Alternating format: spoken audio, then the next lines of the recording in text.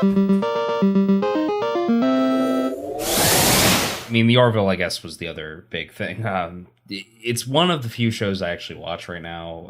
Unfortunately, we record this on Thursday nights, so I haven't had a chance to see the new episode yet. But last episode was kind of a cliffhanger.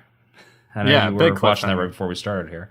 Yeah, I mean, first of all, I will say for anyone who doesn't watch the show, watch the show. For anyone who does watch the show, I've been saying since episode 1, don't trust AI. Never. In sci-fi, if AI is a main character, probably not a good idea to like give them any sort of responsibility because, you know, they're going to pull shit like this. Yeah, you can always be reasonably certain that you're going to get betrayed or just outright exterminated. Yeah. Unless it's RoboCop. Mm-hmm. Your move, creep.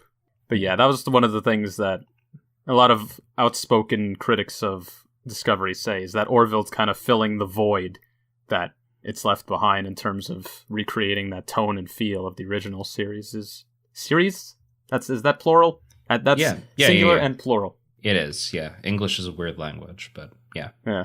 I will say, what have you thought of this season of the Orville so far? Well, I think it took on a bit of a less comedic tone. I think it takes itself slightly more seriously, maybe because of the success that it had, at least among user critics.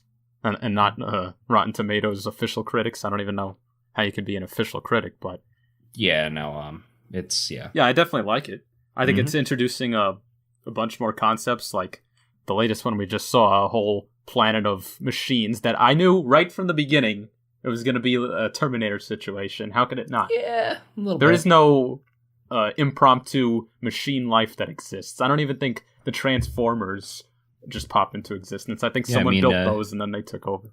Yeah, I mean, it sort of reminds me of the whole Futurama storyline from, I guess it was like season 7 or something, where, they're having the whole creationism versus evolution debate, and the professor inexplicably creates this, series of machine life or inorganic life on this one planet, and, they sort of evolved to a point overnight where they're, like, more evolved than any other species in existence, and I don't know. It sort of has like remnants of that. It's I guess not the most original sci-fi story.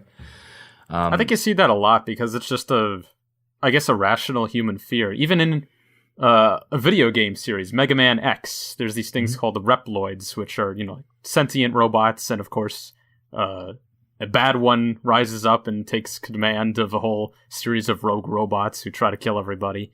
It's just the fear that the technology is going to advance faster than we can adapt to it. Like, I don't even know how to write code. I know you've been learning, but if a machine was attacking and they said, "Oh, you got to reprogram it to do whatever," I'd be like, "I don't know what the hell I'm doing."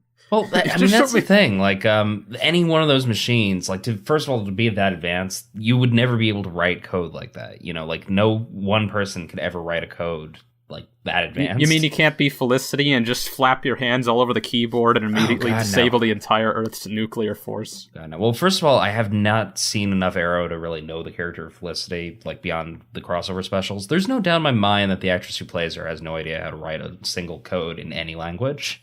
Yeah. Look, I'm very adept at that sort of thing. I just actually got a perfect score on my first Python exam, which I'm very proud of because that proves I'm smarter than most comp sci majors. But that's the class that causes a lot of people to drop out, so I'm pretty thrilled about myself. But look, I can tell just from experience, writing code isn't the easiest thing. A lot of people can't figure it out. Machines specifically, like AI specifically, there's so many mechanisms running there just for like the most basic level of AI. Like that actual level, I don't know if there's a single human alive capable of writing AI single-handedly to that extent.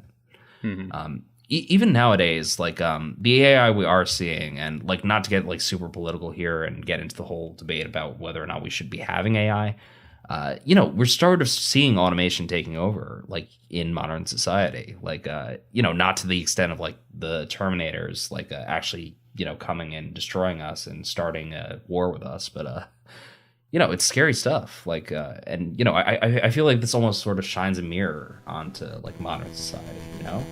Yeah, definitely.